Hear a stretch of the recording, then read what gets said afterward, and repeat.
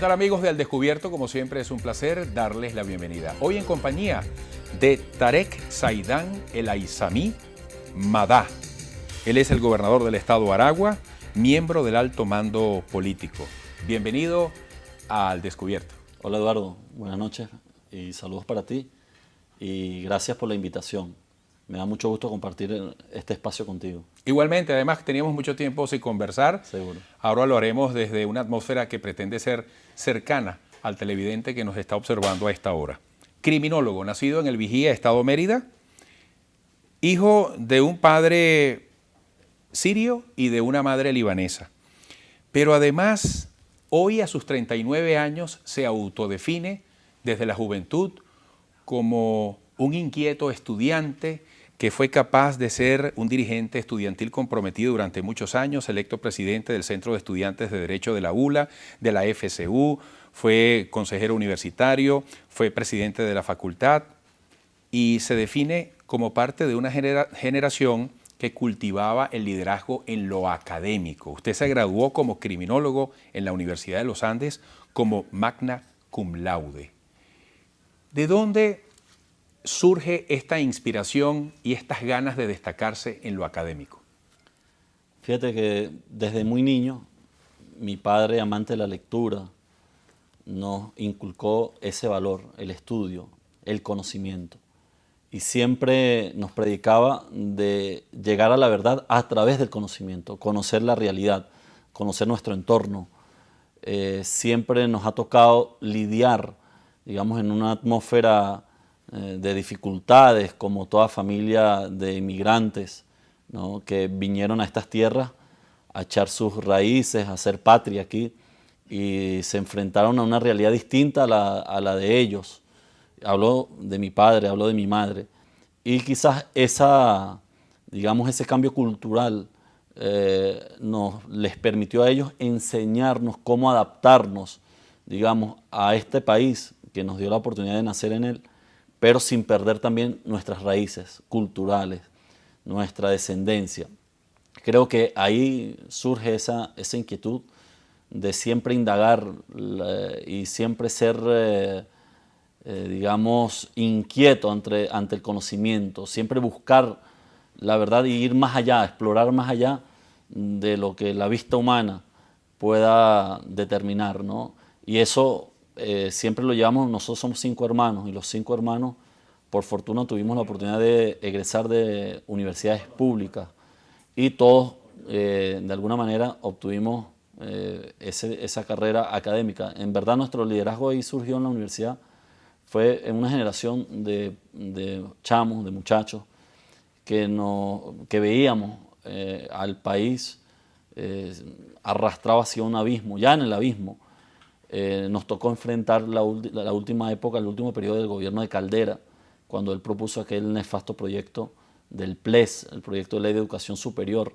Desde la ULA surgió aquel movimiento estudiantil que terminamos pintados de azul en la Plaza Venezuela para protestar aquella aberración que privatizaba la educación universitaria.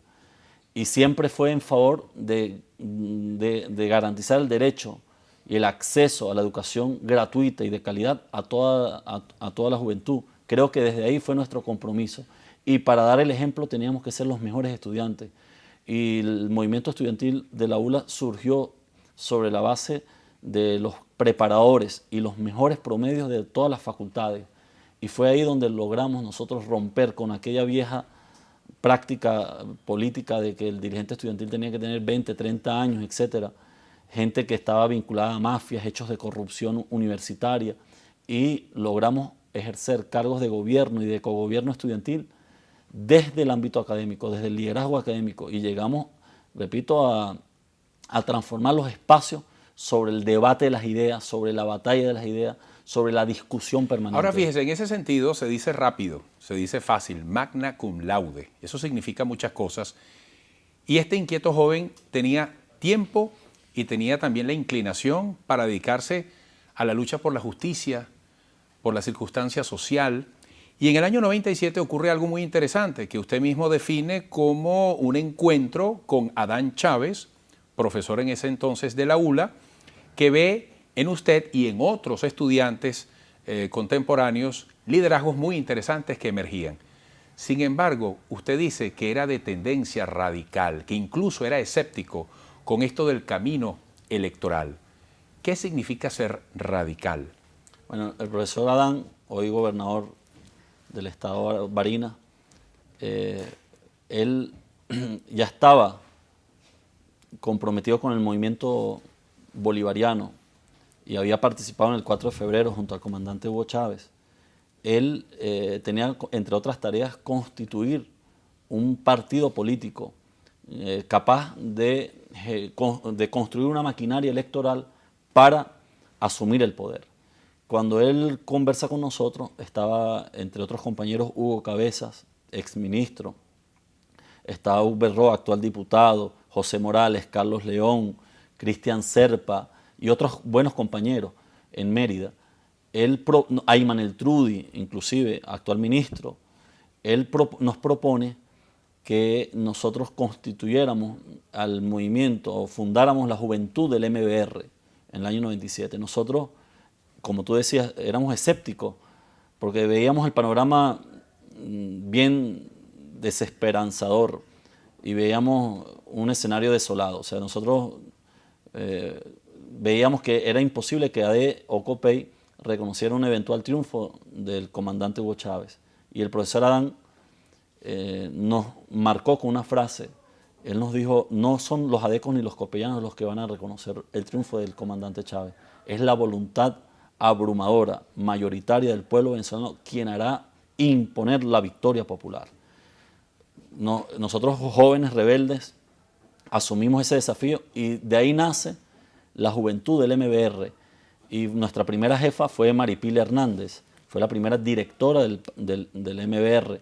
Y ahí sale la Dirección Nacional de la Juventud del partido. Luego integramos conocí a otros compañeros, actualmente Alberto Castelar, embajador, estaba también Alexander Nebreda, Carlos Guía, etcétera, Claudia Orsine.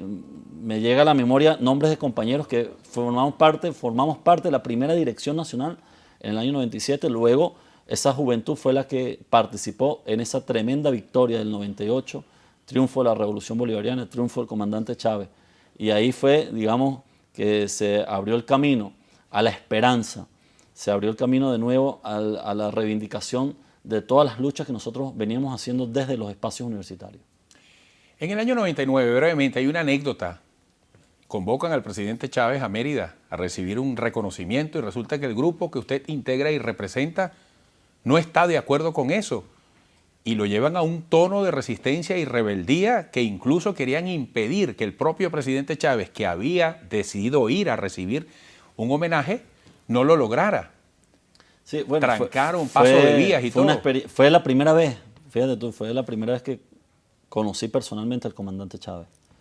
No había tenido ese honor de haberlo conocido antes, en razón de que estábamos, repito, desde la universidad construyendo ese movimiento político, lo que fue el movimiento Quinta República. Él es invitado por el movimiento 13 de marzo de la ULA, un movimiento hoy día de la extrema derecha. Y nosotros sabíamos que ese movimiento lo integraban traidores por naturaleza. Le advertimos al comandante Chávez a través del profesor Adán y a través de otros compañeros. García Carneiro era el jefe de la guarnición militar de Mérida, que también le hicimos llegar un mensaje advirtiéndole que esa invitación que le hacía ese movimiento estudiantil, que en ese momento eran los que ejercían la presidencia de la FCU, representaba prácticamente una invitación para ganar un espacio que no les corresponde. Era un movimiento que pretendía escalar dentro digamos, de ese huracán que insurgía en el 98 para hacerse del poder, aun cuando sabemos nosotros quién es el movimiento 13 y quiénes lo constituían, todos, absolutamente todos vinculados con mafias, etcétera, corrupción.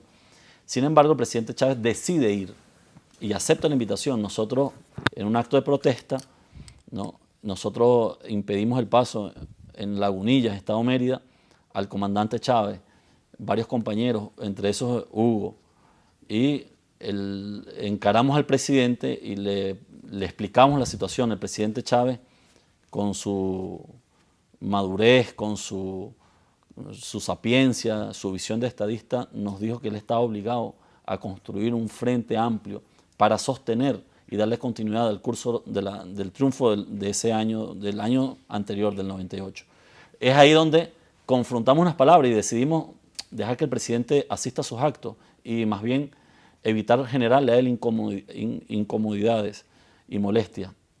Pero le dijimos, y se lo dije yo, le dije, presidente Chávez, la historia nos absolverá. Hablar de Fidel en el 99 era prácticamente una suerte de sacrilegio, ¿no? Porque el que se declaraba fidelista era perseguido, ¿no?, por sus pensamientos. Y nosotros le dijimos al presidente, y esa frase lo marcó mucho a Chávez, se nos acercó y me dijo a mí, tenemos que hablar luego, vamos a vernos luego. Vamos a la pausa porque ese vamos a vernos luego tuvo un hecho significativo en el año 2001, cuando el propio presidente Chávez, siendo usted electo presidente del FCU, lo manda a buscar en un avión. ¿Qué pasó allí? Porque desde entonces hasta hoy, insisto, con apenas 39 años de edad que tiene nuestro invitado, el gobernador del estado de Aragua y miembro del alto mando político, ha hecho muchas cosas, inicialmente de manera cercana con el presidente Chávez y ahora también en la cercanía histórica que igualmente puede contar con el actual presidente Nicolás Maduro. Regresaremos conociendo un poco más a Tarek Zaidán El Aizami Madá en Al Descubierto.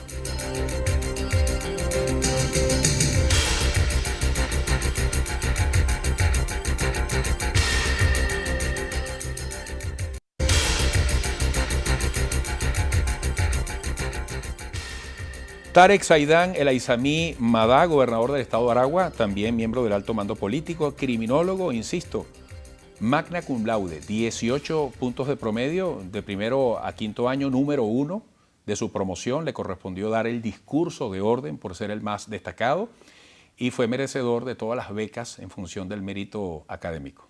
Sí. Es sabroso poder decir eso, ¿no? Sí, en verdad quizás uno de los legados que puedo dejarle a mis hijos es eso, o sea, no es haber sido, más allá de ser dirigente, es dar el ejemplo. Porque nosotros los revolucionarios nos caracterizamos de dar el ejemplo, predicamos con hechos concretos y es quizás uno de los elementos trascendentales en lo personal, ¿no? Gobernador, ¿qué pasa en el año 2001 cuando el propio presidente Chávez manda a llamar a un estudiante todavía, sí, de 20 y pico de años? Fue una experiencia interesante porque fíjate que en octubre de ese año, del 2001, se dan las elecciones estudiantiles en Mérida. Ganamos la Federación de Centros Universitarios, fue la primera FCU que gana el movimiento bolivariano. Luego ganamos la Universidad de Oriente con un compañero que se llama José Gregorio Hernández. Luego ganamos la UCB con Braulio Romero en ese año. Pero fue la primera, digamos, fue la primera universidad donde el movimiento bolivariano logra una victoria estudiantil. El presidente Chávez mandó un avión, yo jamás y nunca me había montado un avión particular, y me invita a Palacio a una cena. Ahí conocía todo el tren ejecutivo del comandante Chávez y él me presenta como el nuevo presidente electo de la FCU de la ULA, el primer presidente de una federación estudiantil, etc. Y ahí conocí a varios compañeros. Ya a Nicolás ya lo conocía desde el movimiento sindical en el 97. Con el actual presidente ya teníamos una relación de trabajo. El presidente Nicolás era dirigente también sindical y nosotros desde la universidad éramos los dirigentes estudiantiles, teníamos de alguna manera conexión, militábamos en los movimientos de izquierda, etc. Y sobre todo la fase ya del 97-98, cuando constituimos el MBR, que tuvimos una relación más directa. Y el presidente Chávez decide en esa reunión, y fue para la historia, o mejor dicho, para que quede en la historia, fue donde el comandante Chávez decide constituir por primera vez un alto mando político. Él lo llamó el Comando Único de la Revolución. Eso fue en el 2001, noviembre del 2001. Y designa a Guillermo García Ponce como, digamos, jefe del Comando Único de la Revolución, y a mí me designa como representante de la juventud venezolana en ese Comando Único de la Revolución. Fue su primer alto mando político. Donde estuvo también Nicolás Maduro. Nicolás, correcto. Nicolás era el representante de los movimientos sindicales de Venezuela, o sea, de los trabajadores. Ahí fue donde compartimos más. Fue en el año 2001, yo era estudiante aún, y fue la primera, digamos, militancia política directa al lado del comandante Chávez. Ahora, desde entonces se gradúa en el 2003, luego es subdirector de la ONIDEX, luego va en el 2005 como diputado por Mérida a la Asamblea Nacional, el segundo más votado a nivel nacional, luego es viceministro de Seguridad Ciudadana y a los 33 años de edad comienza su gestión como ministro de Interior y Justicia durante 4 años, el último que tuvo el presidente Chávez. ¿Cómo resumiría la experiencia de ese crecimiento en responsabilidad? Te lo resumo como en algún momento el comandante Chávez me lo dijo cuando me designó ministro. Me dijo: Tarek, a ti te va a tocar madurar aceleradamente por las altas responsabilidades que te estoy encomendando. Y es así, a mí me ha tocado quizás madurar con prontitud y asumir con conciencia estas tareas que la revolución y el propio comandante me ha encomendado en lo personal y además como integrante de una generación. Yo creo que también formo parte de un grupo de muchachos, de jóvenes que el comandante Chávez comenzó a formar para funciones de gobierno. Y fue una satisfacción. Yo, si algo puedo hoy significar en esta entrevista, decirte para mí uno de los honores de mi vida, de las bendiciones que he tenido, así se lo he dicho a mis familiares, a mis hijos, se los comento, es haber estado al lado del comandante Chávez. Un hombre excepcional, un ángel, en lo personal lo defino así, un ser que lo amé como amo a mi papá. Y fue para mí como un padre, porque nos enseñó mucho, nos enseñó las responsabilidades, nos enseñó la conducción, nos enseñó la disciplina del trabajo, nos orientó, nos encaminó toda esa rebeldía, ese radicalismo que tenemos cada uno de los revolucionarios hacia un propósito fundamental, que es la vocación de poder, ejercer el poder para transformar, el poder para transferirlo al pueblo. Creo que ahí resumo todo, mi carrera política, esa bendición de haber compartido mi vida o haber estado al lado de uno de los hombres más grandes que haya conocido el siglo XX y este siglo XXI. Sus ojos se humedecieron, se enrojecieron en este breve momento de reflexión. ¿Qué extraña del presidente Chávez, ese hombre que físicamente ya no está ante los desafíos que le toca manejar como parte de un proyecto que debe continuar? Parece irónico lo que te voy a decir, extraño sus regaños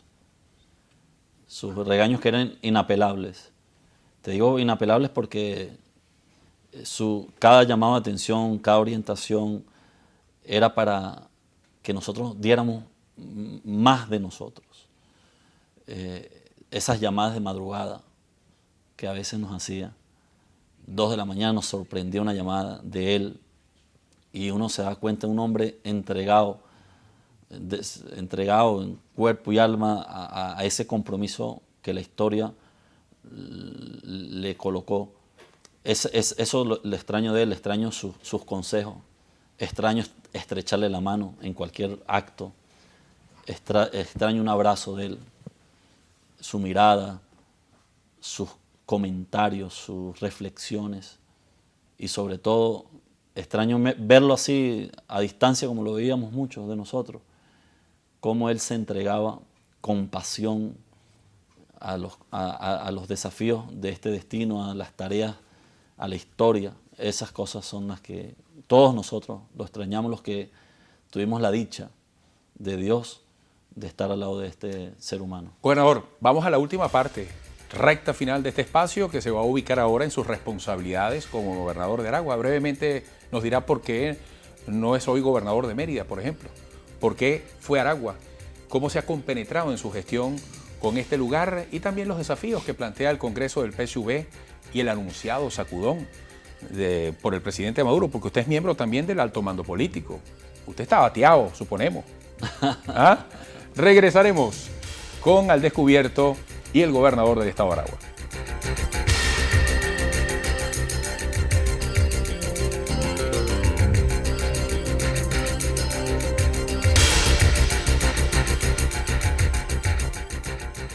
Bueno, gobernador de Aragua, ya tiene 18 meses en esta responsabilidad que le toca hasta el año 2017. ¿Cómo puede destacar su compenetración, su vinculación con Aragua y los resultados de lo que ha hecho hasta ahora? Sí, primero, bueno, yo aterricé en Aragua por decisión del comandante Chávez.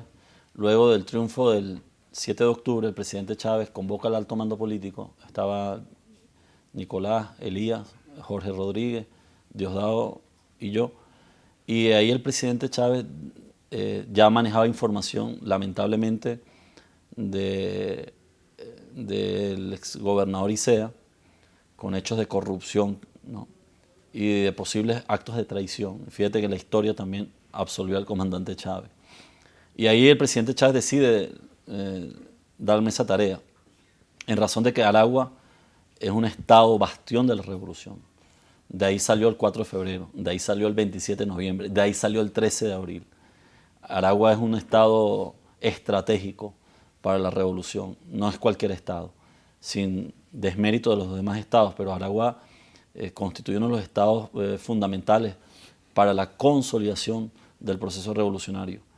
Y él decide, nosotros antes previo a esto, nosotros éramos candidatos, yo era candidato por el Táchira. Hubo un momento que el presidente Chávez lanza aquella frase, dice, he sacado los tanques, y lanza al presidente Nicolás como candidato en Carabobo, a mí en Táchira, Elías en Miranda, y al Carlos Mata Figueroa, siendo ministro de la Defensa, ya en situación de retiro, lo lanza en Nueva Esparta. Luego el presidente decide devolver a gobierno a Nicolás Maduro, canciller para su momento, a mí, que era ministro del Interior, y luego se da esta decisión final. Esto se tomó el 10 de octubre del 2012, 3 días luego del triunfo, del extraordinario triunfo histórico del presidente Chávez, se toma la decisión y me da esta tarea. Ahora, te resumo, mira, en verdad, estoy enamorado también de Aragua. Es un estado extraordinario, con un pueblo maravilloso. Es un estado primero con una conciencia política. Es uno de los pocos estados, no, creo que es el único estado que no ha sido gobernado jamás y nunca desde que hay elecciones populares por adecos y copellanos. Ya eso es decir mucho. Es un estado vinculado mucho a la izquierda, con muchos movimientos de izquierda históricos, liderazgos populares muy sólidos.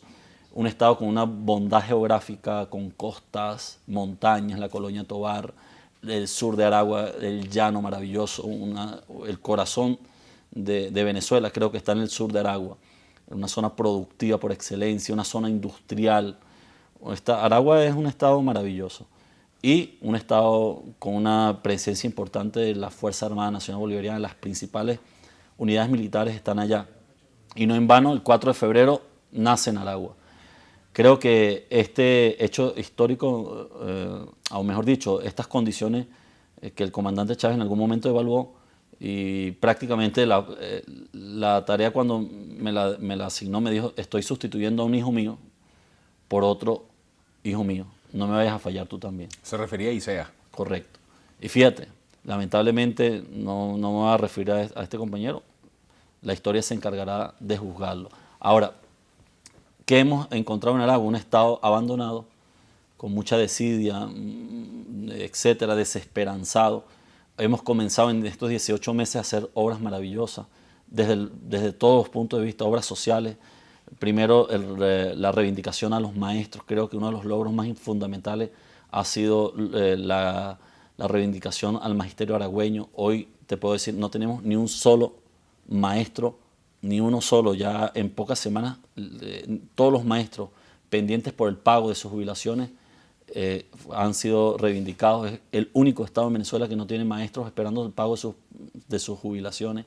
Es el único estado que tiene todos los maestros que estaban en situación de interinos, ya se les ha entregado la condición de titulares. Hemos levantado la infraestructura gracias al apoyo invalorable del presidente Nicolás Maduro, hermano de lucha, a quien agradezco infinitamente, un hombre leal. Quiero hablar también de él, ahora, si me lo permite, al final.